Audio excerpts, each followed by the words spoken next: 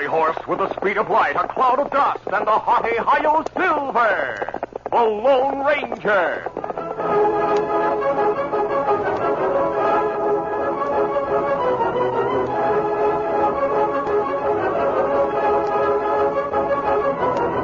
With his faithful Indian companion Tonto, the daring and resourceful masked rider of the plains led the fight for law and order in the early western United States.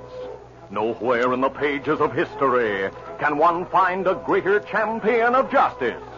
Return with us now to those thrilling days of yesteryear. From out of the past come the thundering hoofbeats of the great horse Silver. The Lone Ranger rides again. Come on, Silver. Let's go, big fellow. Hail, Silver! Away!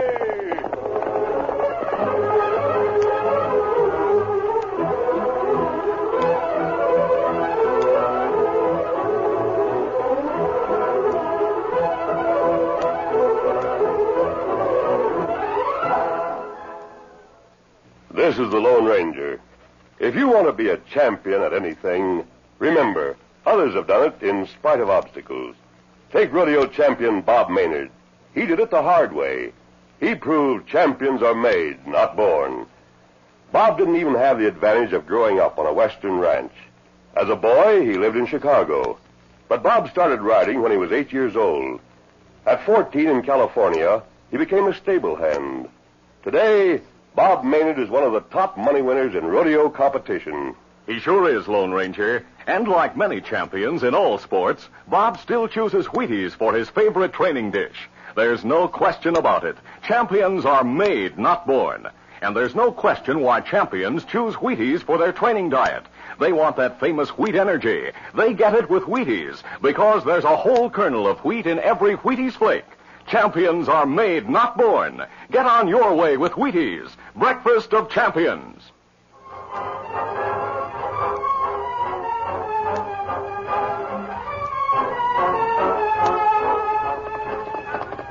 Dan Reed, the nephew of the Lone Ranger, rode into Eagle City and dismounted in front of the local office of the Hendricks Freight Line. As Dan entered the office, a mild-mannered man looked up from the desk. He was the Eagle City manager, named Sam Slater. Mr. Slater? That's right. My name's Dan Reed.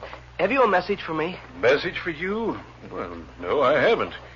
Is there supposed to be a message here for you? Well, I expected to meet friends here in Eagle City, but I haven't seen them. I thought they might have left a note for me. Not that I know of. I guess I'll be along soon. You're welcome to sit down and wait, son. It's cooler in here than outside in the sun. Thanks, Mr. Slater. Well, I think it looks like there might be trouble. Jake Ronson's heading this way with a couple of friends. Oh? Jake owns a small gold claim.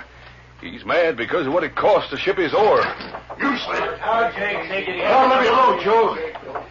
Slater, you think because the Hendricks Land is the only freight outfit you can rob people like me, eh? Jake, I don't set the prices. They're the same on all the Hendricks lines. They're too high. That ore shipment of mine. I told you not to ship the ore. You should have had it refined in the stamping mill and freighted the refined gold, same as everyone else. Don't tell me how to run my business. All right, Jake. And don't get the idea that the other mine owners and I can't do without the Hendricks Line. We're through with your outfit. Well, that's up to you, Jake. To me and the others, boys? Sure. I'm serving notice, Slater. I'm going to start a freight line with honest prices, and I'll take away your business. I'm going to bust you in the Hendricks outfit. Are you, Jake? Yeah. I've already talked to some of the men. They promised me their business. You'll learn a costly lesson, Jake. So you threaten me, eh? No, Jake. I own You figure to teach me a lesson, eh? I expect you'll send gunmen to attack my wagons. Nonsense. You just try it, Slater. I'll be ready for your gunslingers. I'll have my wagons guarded. There'll be no gunplay as far as I'm concerned. You don't fool me with mealy-mouthed talk. I'll be ready for your attacks, you thieving crook. Jake, that's about enough. You're free to complain all you want about the Hendricks rates. But don't you call me a crook. Another threat, eh? You hear that, boys? Now get out. Yes, I'm gone. But I'll break you, you crook. Get out. Come on, boys. Tonto arrived in town a few minutes after Jake Ronson and his friends had left the office. Dan Reed met his Indian friend and rode with him to the Lone Ranger's camp on Eagle Mountain. There he told the masked man about the incident he had witnessed. The masked man was keenly interested. And then, about 10 minutes after Jake Ronson left with his friends, Tonto rode into town, and we left right away. Dan, how did Slater take it when Ronson called him a crook? Golly, he was awfully mad. He said Ronson was mighty unfair. Ronson, plenty big fool. Pay freight and ore. Well, that's what Mr. Slater said. All the other mine operators get the ore refined, and then they pay freight on just the gold ingots. But Ronson insisted on shipping the ore just as it came from the ground. It was all packed in burlap sacks. Why him do thing like that? That's what I'm wondering. Mr. Slater said he tried to tell Ronson the freight bill would be more than the ore was worth. Ronson told him to mind his own business. Kimasabi. Yes? You think Hendrick's line crooked? As far as I know, Tonto, the company's very fair. Mr. Slater said Ronson would go broke if he tried to carry freight at reduced rates. I'd like to know what Ronson has in mind. Kimasabi. Yes? Me scout round town for a few days. Maybe find out. Good idea, Tonto. Dan Reed and Tonto went into town the following day and returned to the camp after dark with a report. Jake Ronson wasn't fooling, sir. He really intends to start a freight line. Today he bought a heavy wagon. That's right, and him talk to miners. Him promised to cut freight rate. He can't do it without losing money. What's behind his plan? The following night, when Dan and Tonto returned from Eagle City, they brought further news of Jake Ronson's activities. Today he bought 6 horses. And plenty good horses. And him hired driver. And good shotgun guard. Then he has one wagon ready to go. The next day, Jake Ronson spread word that he would make a special announcement that evening in the cafe. So instead of returning to camp as usual at sundown, Dan Reed and Tonto remained in town to hear the announcement. Soon after dark, the cafe was crowded with mine operators and others who wanted to hear what Jake had to say. Sam Slater was not among those present, but the sheriff was there, and so were Dan and Tonto. Presently, Dan nudged his Indian friend. Tonto, Ronson's climbing up on a chair. Maybe now he'll make announcement. Hey, gents! Quiet down, all of you! Quiet, let's hear what Ronson has to say. Quiet, Jake. You waiters, hold up the service. Quiet down. Well, gents, I reckon you've all heard about my new freight line. I want you to know that I'm going ahead with my plans despite the threats. Threats? What are you talking about? Oh, yes, gents. I've had a couple of letters that threatened trouble for me and my wagons if I tried to compete with the Hendricks outfit. Jake, you didn't tell me you'd had threats. I didn't mention the letters, Sheriff, because they were unsigned. I couldn't prove that Sam Slater wrote them. Golly, Tonto, that doesn't sound like Sam Slater. Where are the letters? I burned them. That shows how little I think of Slater's threats. Boys, I say this is a free country. No one has the right to stand in the path of progress or to stifle competition. All right, Jake. Of course, if you mine operators are afraid to use my freighting service, I'll go broke. Then the Hendricks line will have things its own way and be free to keep on robbing. Now, wait, Jake. Wait a minute. My wagon starts for St. Joe 1 week from today. My rate for carrying gold bullion is just half of what the Hendricks people charge. Well, you'll have my business, Jake. Yeah, mine too. Count on me, Jake. I'm all for you. We'll bust Hendricks. All right, boys, thanks. I knew I could count on you. I'll have my office open to receive your shipments later in the week. Right now, I'm going home to do some paperwork, but I want to show my appreciation to you.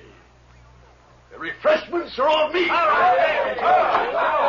As Jake Ronson left the cafe, Dan Reed turned to Tonto and said, Do you think we should start for camp right away? You want to start now, Dan? Well, I'm mighty hungry. A half hour make no difference. Lone Ranger not mind if we stay. Good. Jake Ronson will pay for the meal. He said... No, Dan, no. We pay for supper. Well, all right, as long as we eat. I'm starved. Because of the decision to eat before starting the trip to the Lone Ranger's camp, Dan and Tonto were in the cafe a half hour later when a man rushed through the batwing doors and shouted excitedly, Hey, Sheriff. Oh, I'm glad you're still here. I ran all the way. What's the trouble, Sandy? I was passing Doc Smith's house on my way home. Doc was standing in the open door. He asked me to hurry back here and tell you. Tell me what? Is Doc in trouble? No, not Doc. It's Jake Ronson. What about Jake Ronson? He's in Doc's house. Someone shot him.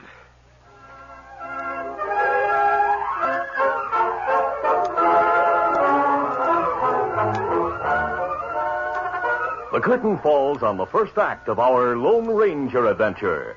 Before the next exciting scenes, please permit us to pause for just a few moments.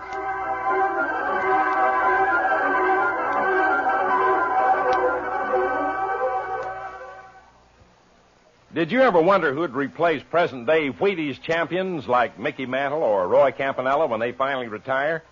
You know, as a sports announcer, I'm Mel Allen. I'd bet it's just an average guy, maybe the boy next door.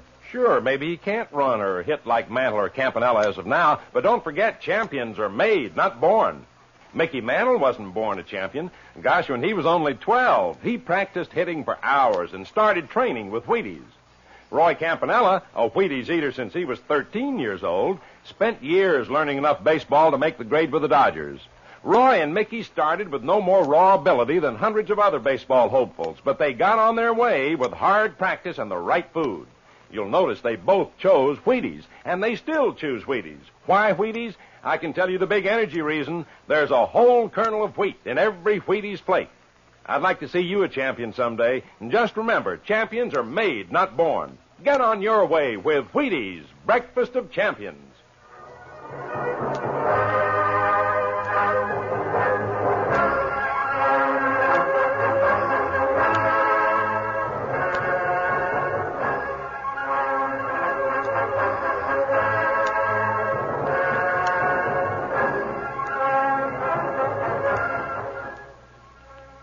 Now to continue.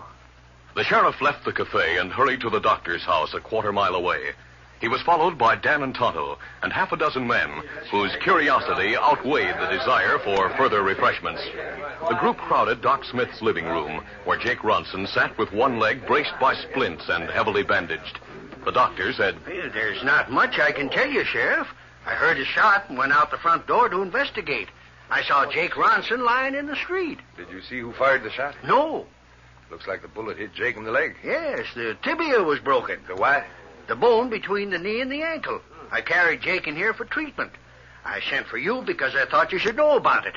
It may have been an attempted murder. Sam Slater's workout, bet. That's right. Jake, what have you got to say? Nothing. Jake, I've got to arrest the man who shot you. Well, forget it, Sheriff. I'll handle things my own way when I get back on my feet. You know who shot you? I wouldn't name anyone unless I had proof.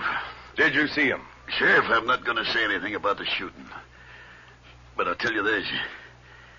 It's not going to scare me out of starting my freight line. My wagon will start on schedule. Good for you, Jake. That's the talk, and we'll stick with you. Sheriff, I'll tell you this much. If anything happens to my freight wagon or the gold cargo, it's because of Sam Slater. Remember that. We won't forget it. I'll remember it, Jake.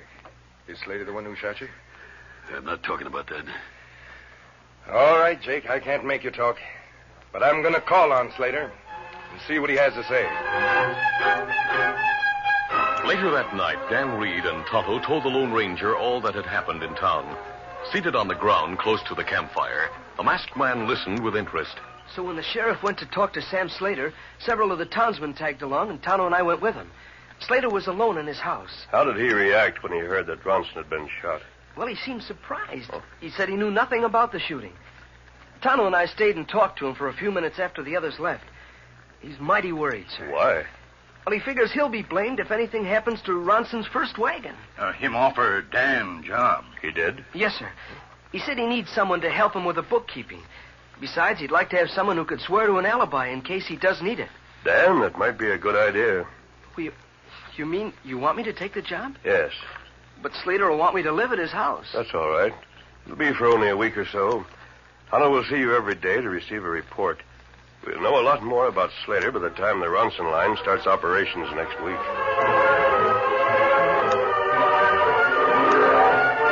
Dan Reed rode into town the next morning and went to work for Slater. During the following week, Jake Ronson conducted business from his home, where he was confined with his leg in a heavy cast. On the appointed day, the freighter was supposed to start at noon, but Ronson found last-minute details that needed attention. It was late afternoon when everything was ready. With the aid of crutches and friends, Ronson made his way to the center of town where his freighter was ready to start. Tonto and Dan were in the crowd that gathered. Did you get a copy of the route, Tonto? Let me get it. You and the Lone Ranger going to follow the wagon to make sure nothing happens? That's right. After wagons start, me ride to camp and tell Lone Ranger.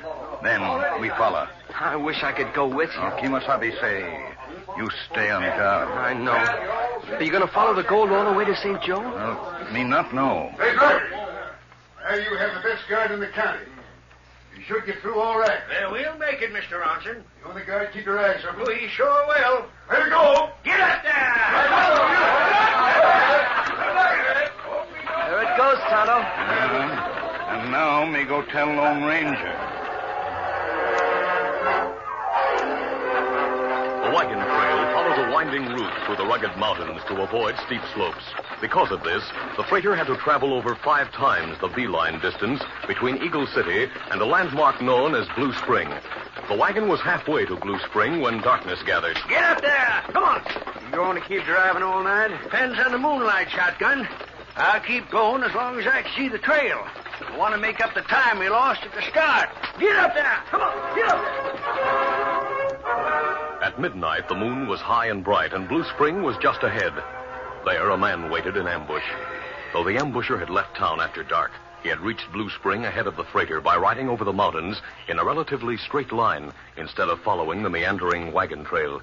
He waited behind a rock. When he heard the approaching wagon, he gripped his carbine and levered a cartridge into position. I'll get the guard first, then the driver.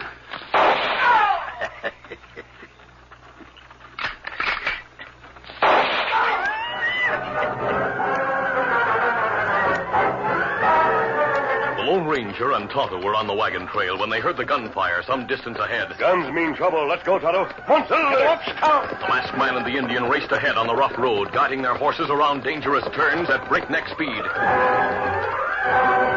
Jake Ronson had already started to remove the gold from the wagon. He was holding a heavy ingot of bullion when he heard the approaching hoofbeats. As he glanced at the back trail, he saw 2 horsemen ride into view. His carbine had been left beside the trail, so he dropped the gold and drew his 6 guns. In a frenzy of fear, he opened fire without realizing that the range was too great for accurate shooting. Ronson was gripped by panic when his gun was empty, thinking only of escape. He leaped to the roadside, raced through the underbrush, and mounted his waiting horse. Get up there. Despite the gunfire, the Lone Ranger and Tonto did not slacken their speed. They saw the gunman holster his empty weapon and ride away. A moment later, the masked man and his friend drew rein beside the halted wagon. Kemosabe, 2 men in wagon. Do what you can for them, Tonto. I'm going after that gunman. Easy, Scout. Easy, fella. As the Lone Ranger turned off the trail and started an uphill pursuit, Tonto climbed aboard the freighter. He found that the guard and driver, though wounded, were still alive. Both were unconscious. The driver opened his eyes while the Indian was dressing his wound. You be all right. Wound, not kill. Dry gulcher. Shot without warning. You and guard both live. And me turn wagon, tie Scout behind, then drive to town. Take you to doctor.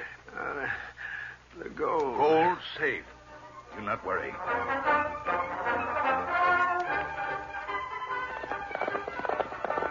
Meanwhile, the Lone Ranger pursued the fugitive to the top of the mountain and down the other side. On the comparatively level floor of the valley, he called on Silver for greater speed. Come on, Silver. Faster, big fella. Silver seemed to know that he was expected to overtake the horse ahead. With every stride, the powerful stallion gained on the man ahead. Come on, Silver.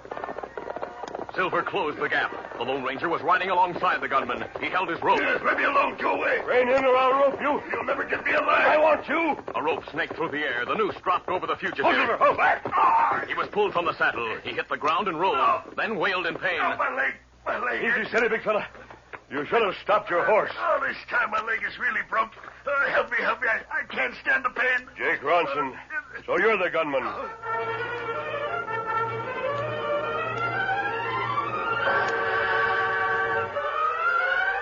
At about 8:30 in the morning, Dan Reed and Sam Slater were on their way from Slater's house to the Hendricks office when a crowd of men approached. You, Slater! We want you! Dan, those men look ugly. They're bringing ropes. We'll fix you. Try to steal our gold, huh? Now, hold on, gents. What's wrong? Plenty. Ronson's freighter was stuck up. The guard and driver was shot. Mr. Slater didn't do it. He hired it done. No, gents. I swear I didn't. Agent brought the wagon into town a few minutes ago. Doc is working on the guard and driver right now. Jake Ronson said you'd do something like that? No, I swear. This is the first I knew of it. Grab him, boy. No. And the kid, too. Take them both. Sheriff, These men. Ho! Sheriff, we just saw the Ronson freighter. The Indian told us about the ambush. You let Dan and Slater go. They didn't do it. But, Sheriff! look over yonder, boys. Our deputies are carrying a man into my office. You see who he is? It's Jake Ronson. Yeah, and this time his leg is really busted. Really, Buster? It took the man who caught him all night to bring him through the hills from the place where he ambushed his own freighter. That's right, boys. Ronson schemed to get a lot of gold on a freighter. He planned to dry gulch the garden driver and take the gold for himself. And he planned that Slater here'd be blamed for it. But Ronson had a broken leg. That was a fake. I got the whole story from Doc Smith while he was working on the garden driver of the freighter.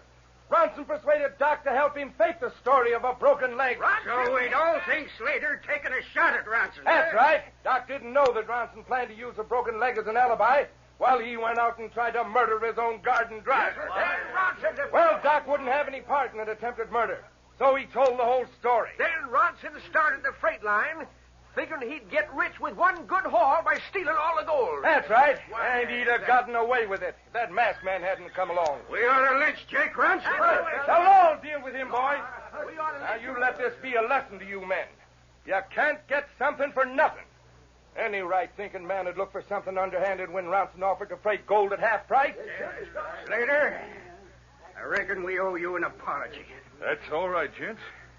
I'm glad the truth came out. Oh, you, Dan. Yes, Sheriff. Masked man said he'd meet you and Tonto in camp. Yes, sir. Well, I reckon he started for camp already. Dan, is that masked man a friend of yours? He sure is. Well, I'm deeply indebted to him. Aren't we all? Say we are. Who is he? Why, you should know that, Slater. He's the Lone Ranger.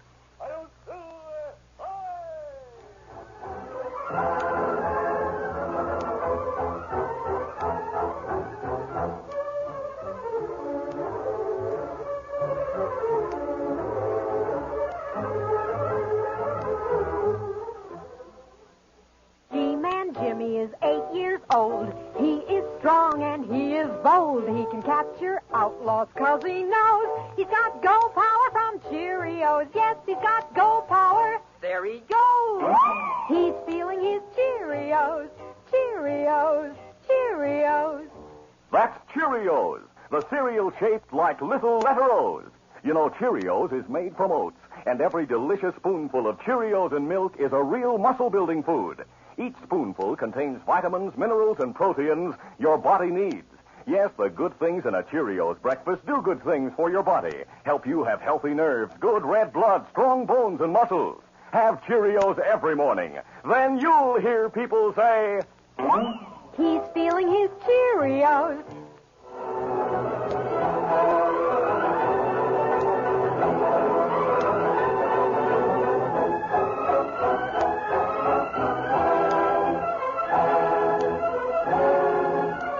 The Lone Ranger, a copyrighted feature of the Lone Ranger Incorporated, is created by George W. Trendle, produced by Trendle Campbell Muir Incorporated, directed by Charles D. Livingston, and edited by Fran Stryker. The part of the Lone Ranger is played by Brace Beamer. Your announcer, Fred Foy.